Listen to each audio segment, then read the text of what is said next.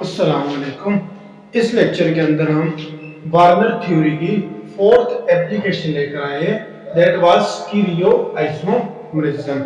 इससे पहले हमने 3 वीडियो इसकी एप्लीकेशन पर कर ली है। सबसे पहली हमने की थी डिफरेंट केसेस ऑफ कोबाल्ट, उसके बाद हमने पढ़ी थी stereo chemistry of complexes, third one हमने की थी स्ट्रक्चरल आइसोमेरिज्म, और आज फोर्थ वन है दैट वाज स्टीरियो आइसोमेरिज्म। तो इसको पढ़ते हैं। जैसे इसको समझने के लिए मैं सबसे पहले एक एग्जांपल आपके लिए कोट करता हूं। What is stereo isomerism? जैसे मेरे पास ये कोई भी कॉम्प्लेक्स है CO2 NO2, अगर मैं इसको लिखना चाहूं, इसका आइसोमर बनाना चाहूं, तो मेरे पास एक ये बन सकता है CO,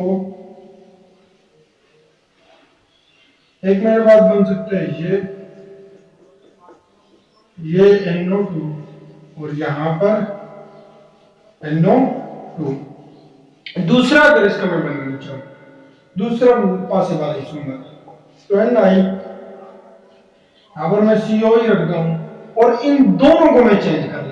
इन दोनों को मैं क्या कर लेता हूं? चेंज, कि NO2 मेरे पास यहां आ गया और CO हमारे पास यहां आ गया, बाकी से। तो मैंने क्या देखा, स्टीरियो आइसोमरिज्म हमारे पास ऐसी आइसोमरिज्म है कि around the central metal atom ligand की 3D स्पेस के अंदर ओरिएंटेशन डिफरेंट। क्या होती है ओरिएंटेशन? डिफरेंट होती है। जैसे ये वाला मेरे सामने आ रहा है, ये वाला पीछे जा रहा है, इस केस में NO2 मेरे सामने आ रहा है और CO पीछे की तरफ जा रहा है। तो ऐसी आइसोमरिज्म को क्या बोलते हैं? Stereo isomerism. इसकी डेफिनेशन क्या है? What is stereo isomerism? complexes having same molecular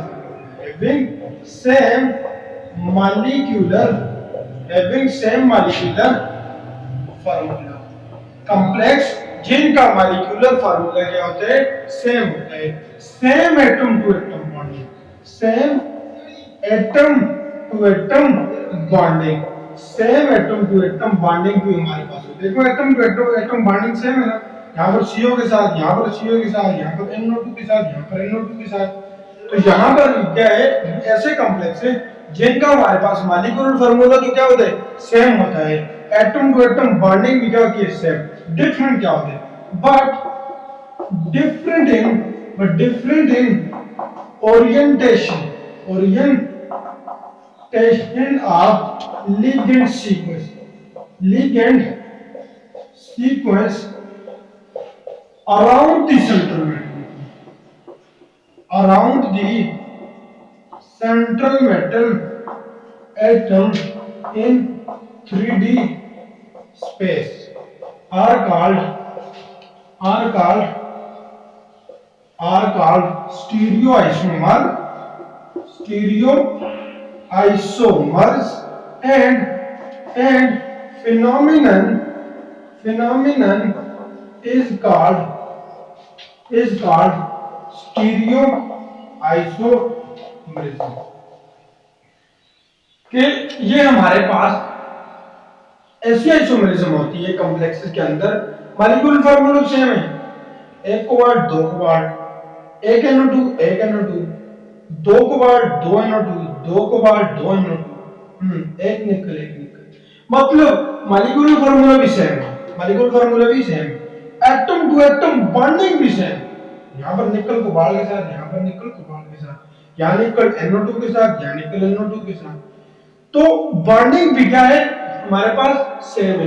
different क्या है? लिगेंड की ओरिएंटेशन 3D स्पेस के अंदर। देखो ये वाला मेरे सामने आ रहा है, ये वाला पीछे की तरफ जा रहा है। यहाँ पर मैंने इसकी सीक्वेंस चेंज की, कहां पर? 3D स्पेस के अंदर मैंने इसको कहां पर? NO2 को, पहले NO2 पिछली साइड पर था, अब मैंने सामने ले आया।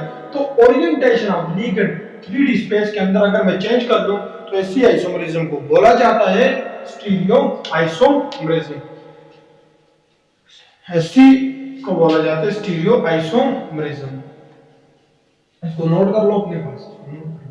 अच्छा बेटो, हमारे पास कॉम्प्लेक्सेस ज्यादातर दुनिया में ऐसे पाए जाते हैं जिनका कोऑर्डिनेशन नंबर 4 होता है और 6 होता है। इसलिए हम कोऑर्डिनेशन नंबर 4 और 6 वाले कॉम्प्लेक्सेस को स्टीरियो आइसोमरिज्म में डिटेल से एक्सप्लेन करेंगे। तो देखो, कॉम्प्लेक्सेस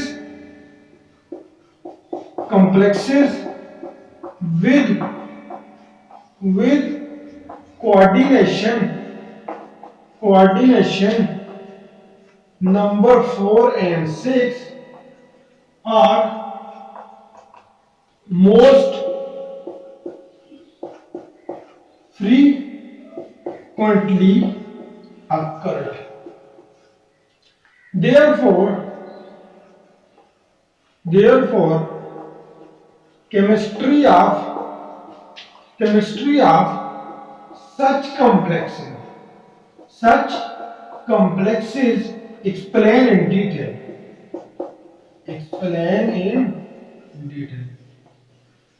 बच्चों, मेरा अगला वीडियो आएगा जिसमें हम कोऑर्डिनेशन नंबर 4 को एक्सप्लेन करेंगे। उससे अगला आएगा जिसमें हम कोऑर्डिनेशन नंबर 6 को एक्सप्लेन करेंगे। तो सबसे ज्यादा दुनिया में वो कॉम्प्लेक्स पाए जाते हैं जिनका कोऑर्डिनेशन नंबर 4, कोऑर्डिनेशन नंबर मतलब क्या होता है? Number of coordinate covalent bond. तो 6 वाले सबसे ज्यादा एग्जिस्ट करते हैं, इसलिए हम इन्हीं को ज्यादा एक्सप्लेन करेंगे। अब बात करते हैं टाइप्स। तो स्टीरियो आइसोमरिज्म की हमारे पास दो टाइप्स हुआ करती हैं। कितनी टाइप हुआ करती हैं? दो टाइप हुआ करती हैं। एक है हमारे पास ज्योमेट्रिकल आइसोमरिज्म और दूसरी है मेरे पास ऑप्टिकल आइसोमरिज्म। ऑप्टिकल आइसोमरिज्म को आगे कहीं पर जाकर एक्सप्लेन करेंगे, जिस लेक्चर में भी उसकी बारी आई। तो ज्योमेट्रिकल आइसोमरिज्म को थोड़ा सा अभी हम एक्सप्लेन करते हैं। तो आई होप आपने ये नोट किया होगा। ये नोट करेंगे तो तब केमिस्ट्री में अच्छा वरना नहीं है, वरना केमिस्ट्री नहीं आएगी। केमिस्ट्री हमेशा लिखने से आएगी, जितना ज्यादा राइट करोगे केमिस्ट्री उतनी ज्यादा आएगी। तो हमारे पास क्या है? सबसे पहले देखते हैं जियोमेट्रिकल आइसोमरिज्म। ज्योमेट्रिकल आइसोमरिज्म, इसको अगर मैं एक्सप्लेन करूं, जैसे फॉर एग्जांपल मेरे पास कोई मेटल है, उस लेट मैं स्क्वायर ट्रायंगल को लेकर जा रहा हूं एक्सप्लेन करने के लिए। लेट बच्चों इसके पास कोई दो लिगेंड है, ए वाले, दो लिगेंड है मेरे पास बी वाले। दो लिगेंड ए है, दो लिगेंड बी है। ये मेरे पास कोई कॉम्प्लेक्स है। अब मैं इसको ऐसे लिख सकता हूं, इसको मैं दो आइसोमर्स के बना सकता हूं। एक ये है, ए यहां आ गया, ए यहां, बी यहां, बी यहां। दूसरा मैं इसका बना सकता हूं, कुछ ऐसा बना सकता हूं, ए बी बी। तो ऐसे को क्या बोलते हैं बच्चों? सिस आइसोमर, सिस। और ऐसे को क्या बोलते हैं? ट्रांस। अब ये हम दोनों पर बाद में आएंगे। ज्योमेट्रिकल आइसोमरिज्म हमारे पास ऐसी आइसोमरिज्म होती है जिनमें स्ट्रक्चरल फार्मूला क्या होता है? सेम होता है। मॉलिक्यूलर फार्मूला क्या होता है? सेम होता है। Spatial arrangement of ligand, space के अंदर लिगेंड की अरेंजमेंट क्या हो जाती है? डिफरेंट हो जाती है एक दूसरे के हिसाब से। ऐसे हो क्या बोलते हैं? Geometrical isomerism. डिफिनेशन क्या है? सेम molecular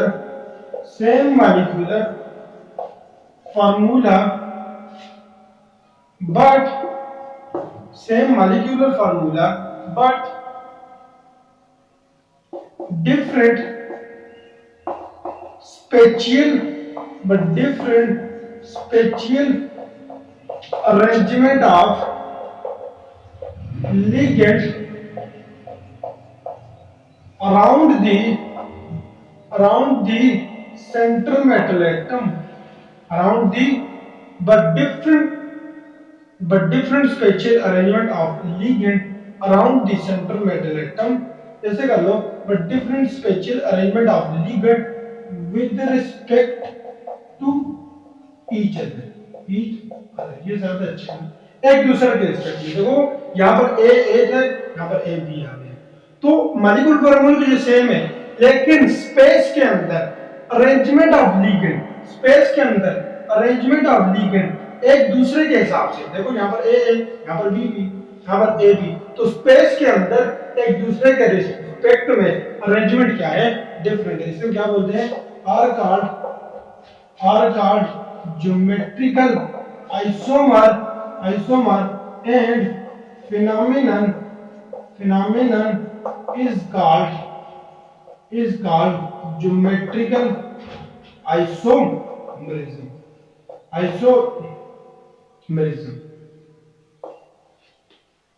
ये हमारे पास की ज्योमेट्री। अब देखो इसी में हमने लिखा हुआ है कि जो एक तरफ आ जाए उनको क्या बोलते हैं, सिस। तो सिस क्या होता है, सिस ज्योमेट्रिकल आइसोमर क्या होते हैं, when two similar ligands are present at adjacent position, such isomers are called cis isomer. इसको नीचे लिख लो कि जब दो सिमिलर लिगेंड एक ही जगह पर, उनको क्या बोलते हैं, सिस आइसोमर। जबकि बच्चों जब सिमिलर लिगेंड अपोजिट साइड पर, उनको क्या बोलते हैं, ट्रांस। तो लिखो when two similar ligands are present opposite position, then such isomers are called trans isomer. उनको क्या कहा जाता है, हमारे पास ट्रांस आइसोमर कहा जाता। तो ऐसे आइसोमर को कहा जाता है ट्रांस आइसोमर।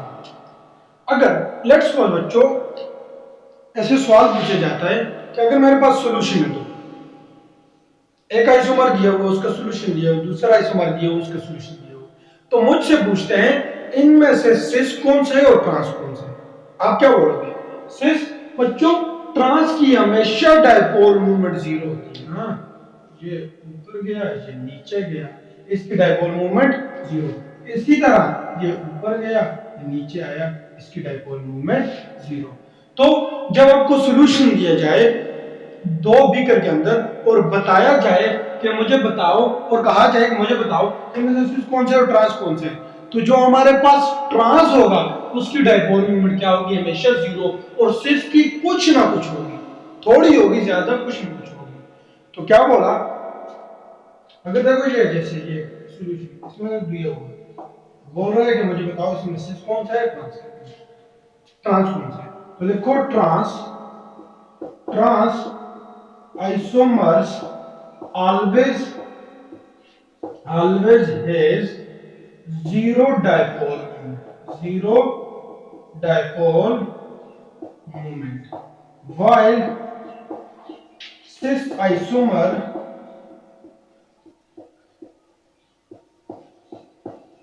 should have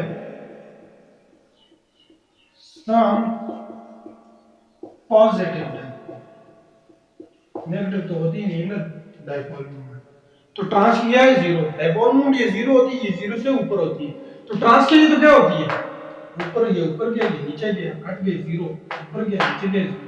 तो बच्चों इस केस में कुछ ना कुछ डायपोल, थोड़ी हुई है ज्यादा हुई, कुछ ना कुछ होगी। तो बच्चों आज के वीडियो हमने स्टार्ट किया स्टीरियो आइसोमरिज्म। स्टीरियो आइसोमरिज्म की हमने सबसे पहले डेफिनेशन की, उसके बाद हमने देखा कोऑर्डिनेशन नंबर 4 और 6 मोस्ट फ्रीक्वेंटली अकर्ड। इसमें हमारा जो नेक्स्ट वीडियो आएगा वो आएगा geometrical isomerism in coordination number 4 complexes. उससे अगला आएगा geometrical isomerism in coordination number 6। इन दोनों को हम एक्सप्लेन करेंगे। उसके बाद हमारे पास हम लेकर आएंगे आपके पास ऑप्टिकल आइसोमरिज्म। तो ज्योमेट्रिकल आइसोमरिज्म क्या होती है हमने वो भी देखा, सिस क्या होती है, ट्रांस क्या होती है हमने वो भी देखा। आई होप आपको इसकी समझ आई होगी। Thank you for watching. Allah Hafiz.